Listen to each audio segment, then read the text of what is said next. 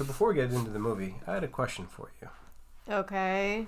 Which is really the question you asked me a few seconds ago, but I'm going to pretend like it's mine.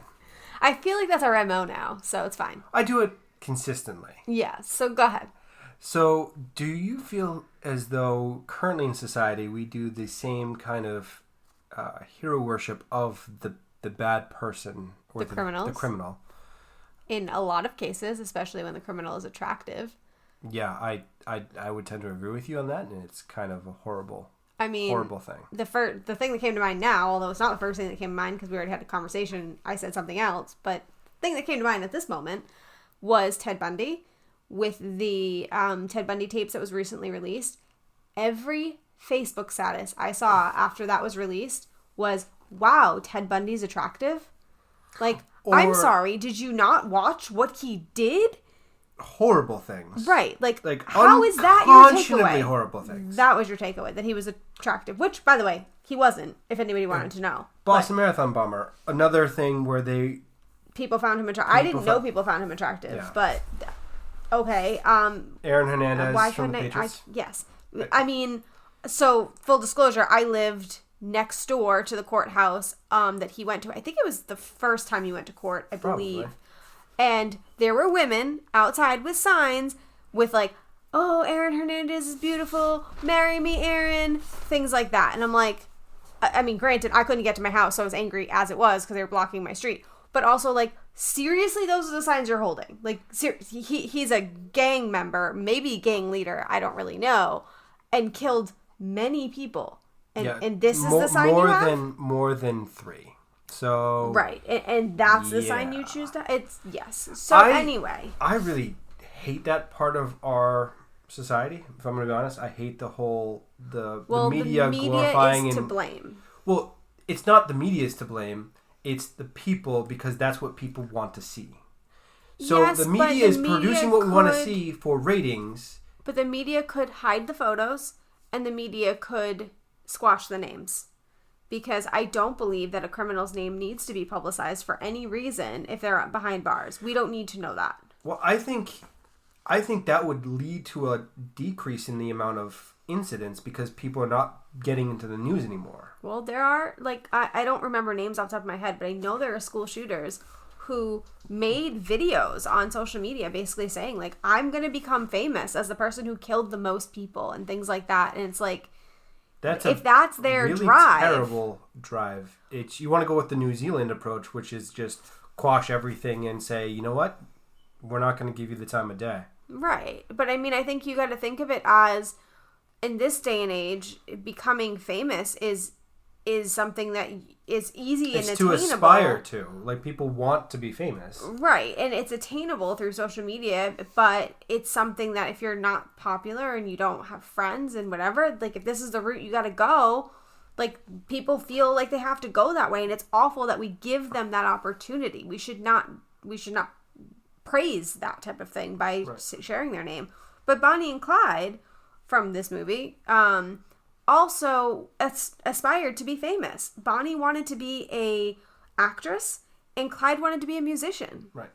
I mean, I think that it's been like that ever since there was mass media available. So newspapers, radio, and all of that stuff. We're getting ahead of ourselves. The movie this week is my choice, The Highwaymen. Right. So I'm Shay. I'm Tyler. And this is Cinematically Correct. And this was our current movie of the month, because we try to do one current movie every month. And it was a Netflix movie. Yes. So it's free to watch on Netflix. Everyone has Netflix. If you don't have Netflix, get Netflix. Like, what are you doing? Yeah. Get Netflix. I mean, so I hope that some of you guys have had a chance to watch it since our episode last week. I didn't get a ton in audience ask, so I'm not super confident that you all have seen it. But if you haven't, it's still available. I definitely recommend you check it out so you can kind of see what we're talking about. But, I mean, to start with, how did you feel just overall about the movie? It was a different approach than I was expecting. So it was more, I'll go into the brief synopsis in a moment, but it was more focused on the law. The Highwaymen? Well, I'm just wondering if it was that. The guys that were tasked with tracking Bonnie and Clyde down, whereas a lot of movies that are made about Bonnie and Clyde are about Bonnie and Clyde. Right.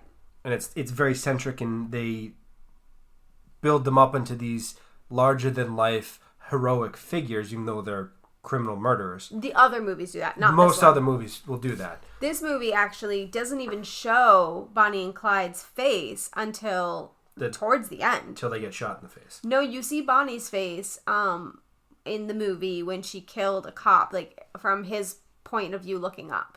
But it's blurred. It's blurred, yeah. But so they did a very good job of not romanticizing Bonnie and Clyde in this movie, for sure. Right. And so, brief synopsis. Brief synopsis. Brief synopsis.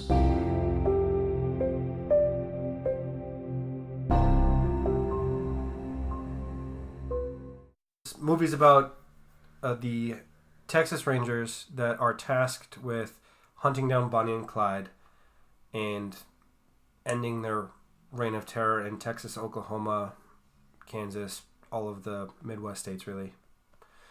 And they do that. They shoot them a bunch, and that's the movie. Yeah. Which is what really happened in historical context, in real life.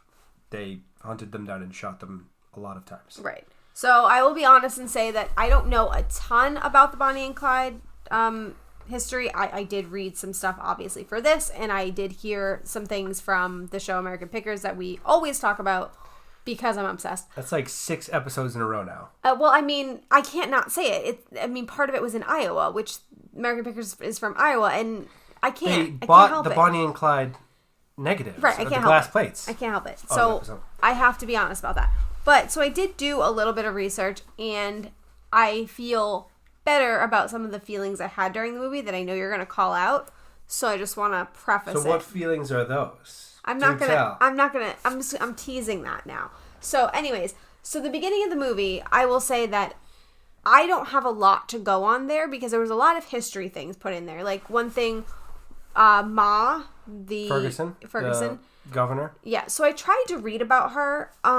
All I really saw was that she wasn't in for very long, and people didn't seem to really like her. Well, but I read that she was very corrupt, like her husband. Right. So I don't really know much about her. In the movie, she was portrayed as decent. Like, okay. Like, I didn't have a hatred for her or anything. Well, I think that's more Kathy Bates than anything. I do love Kathy Bates. I do. Who doesn't like Kathy Bates? Misery. She was also the mother in P.S. I Love You. Like, I mean... Waterboy. Yeah, I mean, she's fantastic. So... Kathy Bates movies, if you got them, we haven't done a Kathy Bates movie until now. We haven't, so like throw them at us. And she was a ancillary side character, not even the main character. So I need a main character Kathy Bates movie. I smell another poll coming. Not that we need more movies to add to the list, but here we are. So I got some of the context. I knew this was they told us it was the early 30s, 33, 34. Mm-hmm. Right at the start of the Great Depression. But I didn't realize that Bonnie and Clyde had such a cult following, honestly. Well, I mean, they still kind of do. Well, they do, but it was back then they were being portrayed as Robin Hood, or and made merit, like the steal from the rich, the banks, and give to the poor, even though they didn't do that. No, they didn't steal from banks very much either. Well, they stole from everybody. They stole from banks. They stole from gas stations. Right, but their preference was to not try to steal from banks because it was too difficult. So they generally focused on gas stations and grocery stores. Right. Well, that just makes sense. That just makes sense because that's where people go to spend money, and you don't have to worry about a bank vault. Right, and they said that they mostly got small jobs, so they got very little money. Yeah. Out of it, but it was easier to evade capture that way. Well, yeah, you just drive up, steal the money, and drive off. Right. So, there was something I was going to ask you about the beginning of the movie, but I lost it, so you're going to have to keep going because I lost it. So I didn't really know a whole lot about the Texas Rangers. I remember now. What is it now? So the beginning of the movie. Okay, the movie starts with Clyde escaping jail. Okay, yes. And it shows Bonnie firing into the woods a shotgun. Thompson submachine gun. Yes. So apparently that is not true. Actually, reports state that there is no evidence that she ever even shot a gun. Never killed anybody, never shot a gun. So there is no evidence that states that she did that. And in that particular scene, the evidence shows that Clyde actually did that. So I don't really know. I got a sense that it was a lot of the other gang members covering for Bonnie because they wanted to make it look like she was the innocent victim. So, I mean, that is how the movie portrayed it for sure. But it seems like from the research that she actually didn't do much. She was obviously supportive of what he was doing, but she was never committed of capital crime. And she seemed to just kind of always be the getaway driver. And even a lot of the bigger jobs, she was actually back home. She didn't actually participate. I mean, that's fair, but I think also part of that is her inability to shoot a lot of those guns because she was tiny.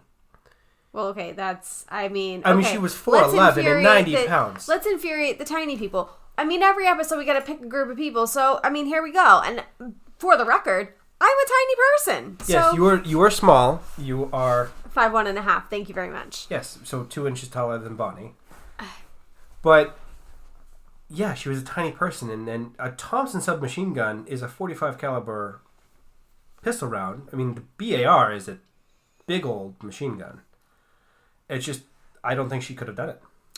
Anyways, so the one thing they didn't mention in that scene is that Clyde, to escape, well, not necessarily to escape, but he ended in an escape attempt to get out of work duty. That's not what I was going to say at all. But good try, but no. He had an inmate cut off 2 of his toes, and during this time period, his mother petitioned to have him released and succeeded, but he didn't know it, so he escaped. So he cut off 2 toes for no reason. Well, I don't know if he did it intentionally for that. I'm not exactly sure why he had 2 toes cut off, but she petitioned for his release for injury. She succeeded. He didn't know, and then he escaped and ended up being brought back to jail because he escaped and got caught. Right.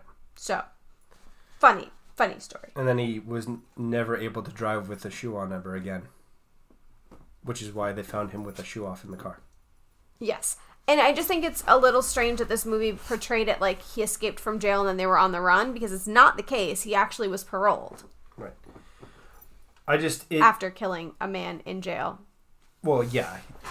You could get parole for a lot of things, apparently, back then. Cause it was very strange. Half the things that he was in jail for... Because he was only 23 when he got paroled. Right. He killed the man in jail at, 19. So, what the heck? Well, they didn't care about prisoners, obviously, back then. Well, he was sexually assaulted. That's why he killed the man.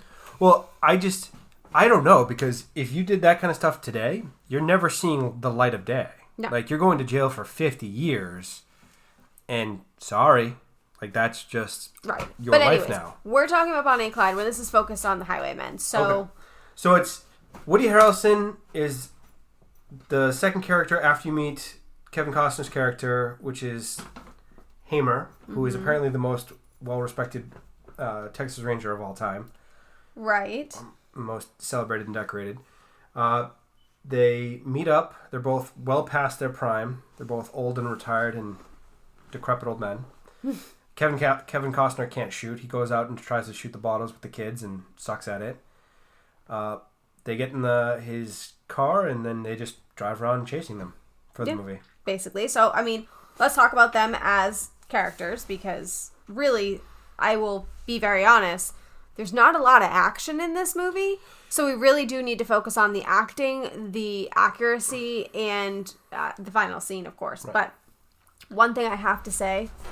because I'm me and I have to.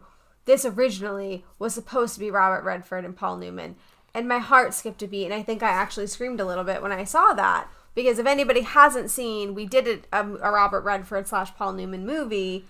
Well, there was an iconic duo. If you're talking a pair of actors, it doesn't get much better than Paul Newman and Robert Redford. Right. So I fell in love with Paul Newman. And I have to say, I am sad to know that obviously Paul Newman passed away in 2008. So Robert Redford backed out of the movie due to that. And we have what we have now. And it was still a great movie, don't get me wrong. But, I can't even imagine. I did want to ask you about that. So I figured that your answer would be the same as mine. How would you have thought this... what would you have thought of this movie if that was the pairing? 10 out of 10? More than 10. Like 1,000. I mean... They are so great. And they're so equipped for this movie. It's not that Woody Harrelson and Kevin Costner are bad for this movie. It's just that... No, but it's like made for them. Like, how do you compare that to Paul Newman and Robert? Plus, their chemistry is just... Right. Anyways, I had to say it because we're talking about them as characters and I had to say it. So, I liked their characters. I mean... So, okay. Hamer, which is Kevin Costner's character, was originally portrayed in 1971 and was portrayed so poorly that his widow sued for defamation of character and they had to settle out of court. So this is kind of like a redemption movie for him. And how do you feel like they portrayed him as a celebrated Texas Ranger? That I don't know if it would necessarily go as a celebrated, because we didn't get a whole lot of his backstory other than the one scene where they're playing poker and he's like, yeah, we killed 50 people in a village in Mexico. That was Woody Harrelson that said that. Right. He was just sitting outside staring off into space. Well, right, but they're talking about it, and they were both there, and it was just killing a bunch of people for the sake of killing a bunch of people, because that's the only way they could go about doing the job. Right. Which is not a great story, but at the same time, it's Texas. It's kind of the Wild West type deal, and it just rules were kind of out the window at times. But I think they got a fair shake in this movie in terms of portraying them. I think Woody Harrelson's character got the short end of the stick in terms of being cast as started the movie as a loser that couldn't support his family. Right, and apparently, according to the real story, he had a job. He was working in law enforcement. I don't remember exactly what the job was. Just to clarify, Woody Harrelson's character was Manny Galt, but I don't know how to say his last name, so I don't know if I'm going to continue to say Galt, because I don't know if that's right. So maybe I'll call him Manny. I don't know. It might be inconsistent, but I don't know. But I want to make sure that we clarify who we're talking about here. I did want to say that I think the one kind of gripe I have is so I say this every time we do a movie like this that's based on a historical event, that I understand that when you're focused on a historical event and you want to talk about that specific event, you don't give a lot of backstory. You kind of assume that the viewer knows. And I do understand that the focus was supposed to be away from Bonnie and Clyde, so they weren't giving you that. But I think that the story of the Highwaymen and their, what the Texas Rangers were, how they became well known, because the movie did kind of say that they were kind of well known. Texas Ranger. Everyone knows that's how they became well known. No, but in all seriousness. But I don't think the vast majority of people really know the story of the Texas Rangers, in enough of a way to appreciate it. I do think that is an entirely fair criticism of this movie specifically, that they did a whole lot of the movie without any kind of substance behind it to explain what's going on. Right. I mean, I understand why they didn't talk about Bonnie and Clyde. They didn't want to do that. But if you're going to take a different viewpoint, understand that even the people that know about Bonnie and Clyde might not know the story of the Rangers. And you're trying to celebrate them. I didn't have a connection to them much at all.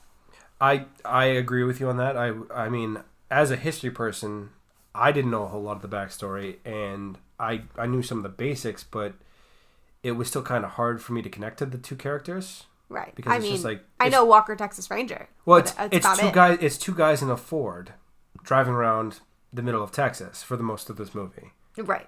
And I know they're hunting Bonnie and Clyde, but it's just there's no kind of... And I didn't feel they had... Why are the Rangers a better choice than, say, Sheriff or the Bureau of Investigations or another branch of law enforcement? Why does it have to be the Texas Rangers? I'm sure there is a reason. I'm assuming it's that they shoot first and ask questions later. Yeah, I mean, genuinely, I don't know, because they didn't really give you that in this movie. So, anyways, that's my criticism. I don't want to harp on criticism, but there was a lot of historically accurate things in this movie, which is interesting. Okay. So the bottle over the fence happened repeatedly, and apparently they did go home to visit family. Because they were very family focused. I'm losing my place now. That's okay. So don't worry. So much stuff. I have a bunch of interesting random history facts. Are we doing Tyler's History Minute? I think we can go to Tyler's History Minute. All right, let's go into it. Go ahead. So I'm going to go down a list of them. So Tyler's History Minute. Clyde tried to enlist in the U.S. Navy and got rejected. For being a murderer, or? No, I think it was due to an illness. He had malaria or something previously, and they just didn't want to take him. Okay. He did the dumbest thing. You know the people that celebrate the Super Bowl win by tattooing their team being the champions? Yeah. He tattooed United States Navy on his body. Oh, that stinks. That's unfortunate. So that the sheriff kept Bonnie's ring and then forgot about it in the Was that the thing that sold for $20,000? $20,000 ring. Inheritance? Yes. I didn't know who kept it. Bonnie was actually married. Yes, she was. Not to Clyde. And the wedding ring was still on her finger. Yeah. That's an awkward Do conversation. you remember his name? Because I don't. I wrote it down. Roy Thornton. Yeah, so he actually ended up going to jail, and she was doing her things with Clyde while he was in jail, and he found out about her death while he was in jail. Yeah. Also, he was kind of a domestic abuser, apparently, so not a great person either. Right. So that's really a couple of things. Also, Hoover founded the FBI in 1935, a year after this. Yes. Bonnie was 4'11". Clyde was actually very short as well, 5'4". Now, would you date a man that's 5'4"? No. But we all have our own preferences. The only other thing you should mention in your history minute is that Bonnie did really have a limp. She got the limp because Clyde drove the car over a bridge into a dry ravine, and the battery got damaged and it leaked acid onto her leg, and she ended up with third-degree burns, and she forever walked with a limp. So the stories from the gang are that it was from hip to ankle, and you could see her bone. Ugh, poor thing. So, and also it was stated that she, in the last year of her life, could not walk on her own, and most of the time Clyde carried her. So the movie was inaccurate in that she would have never been able to walk up to a man and shoot him in the face or do any of the things where they show her walking around, because Clyde would have been carrying her. I mean, hopped up on laudanum, you can do a whole lot of things. They said, well, what it said is that she wasn't, if she walked on her own at all, she had to hop. Right. So. I mean.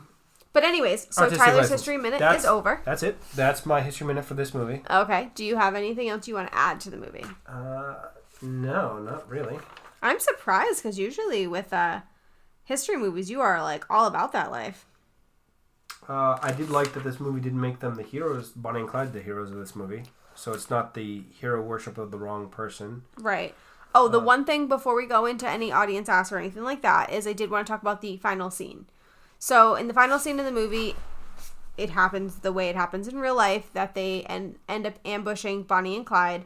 In the location they ambushed right, in the Bonnie exact location. And basically unload on them, and you see them get killed, and you also see them the car being pushed through like throngs of like fans kind of thing. Right. But so for the movie as well as for real life, there's a lot of controversy about whether or not Bonnie and Clyde was given the opportunity to surrender. And I'm curious how you feel about that, because I know that you're very pro death penalty and that kind of thing. I'm not pro death penalty. I think that there is a time and a place for everything that is available as a deterrent, including the death penalty. So I'm in favor of it being applied judiciously. Okay. Regardless. How do you feel about that? I think that they had every right to shoot first and ask question later. There was a time where a different sheriff in, I think it was Texas, had told Clyde, halt, and got shot at with a submachine gun for his trouble. Because he didn't just start shooting at him, he just said, halt, and got shot at. So you believe that it's okay that they didn't... I think, with Clyde, was always a shoot first, ask questions after I'm gone kind of guy.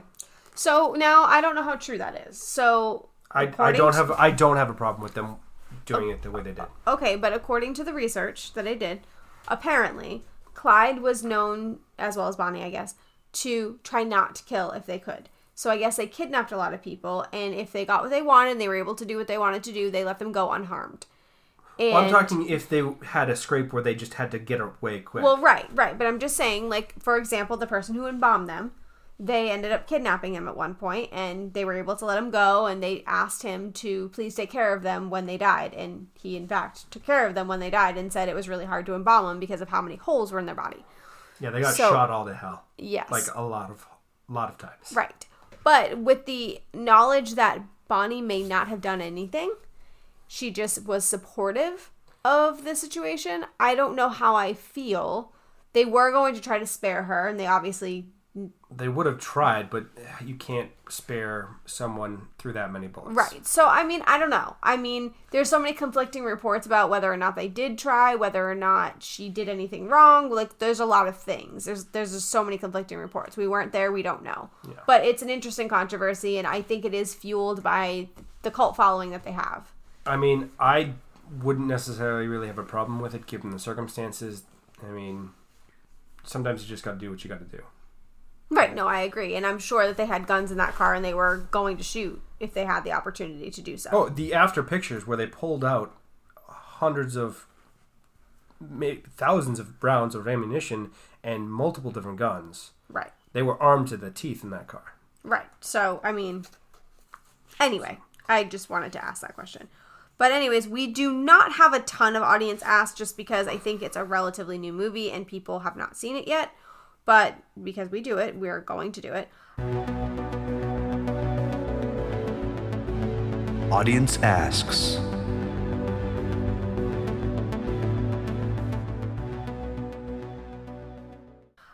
So one of the questions I wanted to ask was from Besotted Geek, which we love him. If you guys haven't listened to their podcast, please do. It says, do you prefer true crime storytelling to be told from the point of view of the criminals or the lawmen? Which is more captivating?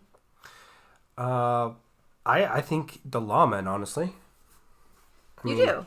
I do. Everyone likes a good hero, and criminals don't make great heroes, in my opinion. No. I mean, they can, but it's just better to have a actual hero or someone working towards a good cause rather than someone that is maligned. Now, there are certain exceptions to that, like Robin Hood or other people that are labeled as criminals, but by and large, it's usually just a hero for a hero. Right. I mean, so I obviously have the opposite opinion on this. I prefer through the eyes of the criminal because I feel like that is a perspective that is different for me, not something I could understand, and I really like to see things from the other point of view. Like, you're gonna see the positive side, the hero or whoever through the media and things like that, presumably.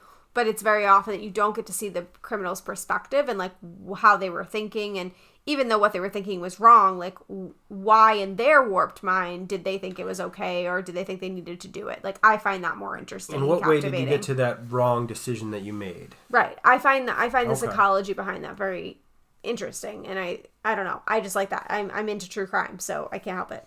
Okay, so that's one. Yeah, and the other ones really aren't questions. I mean, you haven't seen the Bonnie and Clyde movie by Warren Beatty, right? No. Okay, because somebody asked about that, but obviously we haven't seen that, so we can't answer that.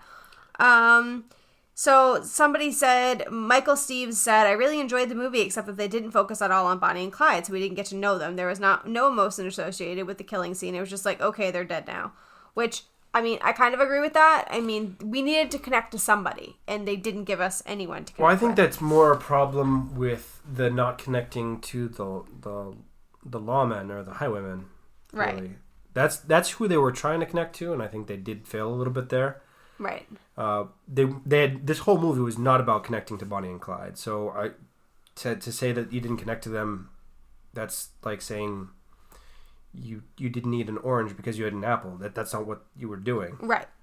I'll give one more because these aren't questions; these are statements. Because again, I don't think a lot of people saw the movie.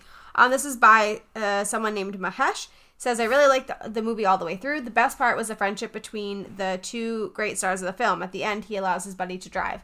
I actually didn't even notice that he finally allowed Woody Harrelson to drive, because I know at the beginning he was like, nah, you're an alcoholic, like, I'll drive, thanks. Yeah. So I didn't notice that. But I don't know that I felt that it was a good, like, bromance. I mean, they had decent chemistry. We were robbed of Robert Redford and Paul Newman. Maybe that's why. Maybe I just feel that like gaping hole in my body. We are cheated. Right. I think that's what it is. The world has been cheated and is poorer for it. And it's not a mark against Kevin Costner. It's not a mark against Woody Harrelson. But come on. Right. I agree with that. Anyway, so before we move into reviews... I do have a couple other things. Okay. I guess. Just throw them in there. I'm going to throw them in there. Regardless, that's what I do at every podcast, obviously. Yeah, I'm so sorry for the disorganization that is Tyler. So Woody Harrelson was actually in a new age version of Bonnie and Clyde. Uh-huh. Which caused a tremendous amount of controversy, apparently. Yeah, Natural Born Killers. I saw the trailer. Trippy. I know nothing about this movie, so if it's something you guys want us to do, let me know, because I love things that have controversy. As soon as you see this trailer, you're going to be like, yeah, it's on the list. Because it's totally your kind of movie. I don't know what that means, because there's controversy involved, so now I feel like he's calling me out, so... More history minutes. Just thrown in there. Tyler's History Minute. Clyde wrote a letter to Henry Ford complimenting his car. I know. I saw you write that down when they mentioned it. You wrote, did he write a letter to Henry Ford? No, you were so excited. I wrote, he did write a letter. Actually, not did he. I wrote, he did write a letter. I'm sorry. Because I already knew that. Oh, I'm sorry.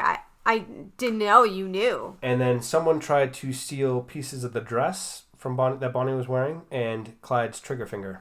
Yeah, that's just disturbing. By cutting it off. Yeah, that's disturbing. They did not succeed in cutting off his finger. No. No. Okay, before we move into reviews, I do want to put a promo in here for our podcast that we've been listening to. It's another movie podcast, so if you like listening to things about movies like you are doing now, go listen to them. So here is that promo. I'm Brad. I'm Justin. And I'm the Cinemaiden. We are the Cinema Guys. We do a movie podcast. We're just three friends who love to talk about movies, and probably the best podcast you've ever heard about movies ever. Or is it the best podcast you've never heard yet? Ooh, but what if they have heard and they forgot that they heard and they have heard it before? Then they should listen again. Yes. Oh, dear God. Real quick, top favorite episode you've ever had of the Cinema Guys, go. Aquaman. We make fun of Brad the whole time. Oh, Aquaman was a good one. Every other week we have a full episode where we give our top lists. About usually a new movie. Usually a new movie. Always.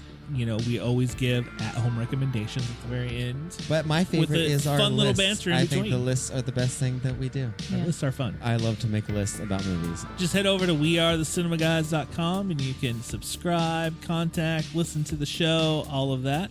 As I always like to say, maybe sometime we will see you at the movies.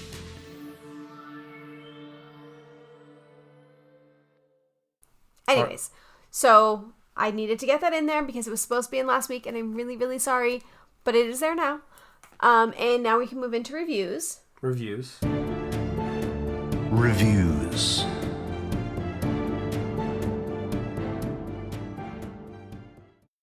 So, since it's your movie, I'll let you start. I will give it a 7.25. Really? Okay, I expected you to be higher because you were really excited for this movie. I was excited. I was a little bit let down by what was delivered, if I'm going to be honest. I mean, it was a fine movie. It was slow in places. They didn't do a good job of explaining the other half of the Bonnie and Clyde, because I'd known some of the Bonnie and Clyde stuff, but they didn't really explain the other half of it very well. I mean, it was factually accurate for the most part.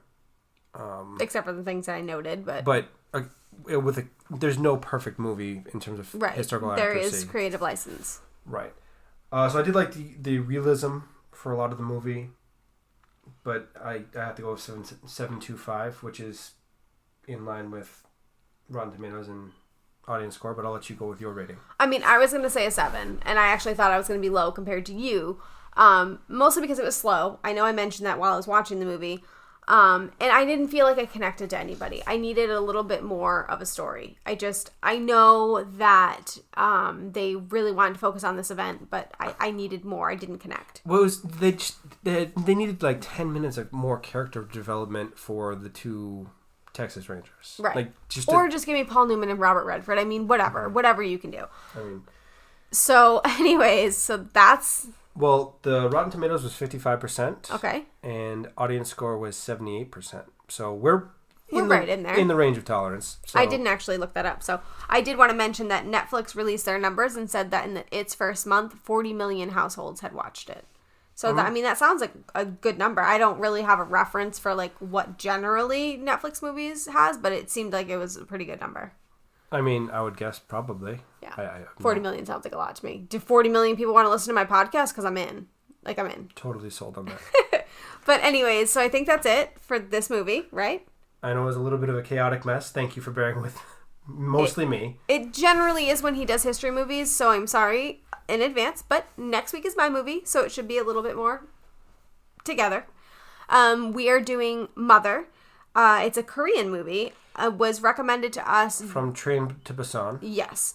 A lot of people recommended it, so it made it to the list, and I'm actually super excited to see it because it looks creepy. Looks very good. There's another Korean movie that I want to find on the list, but I don't know if it's out yet or what the circumstances is. What was it? It was the medieval Korean zombie movie.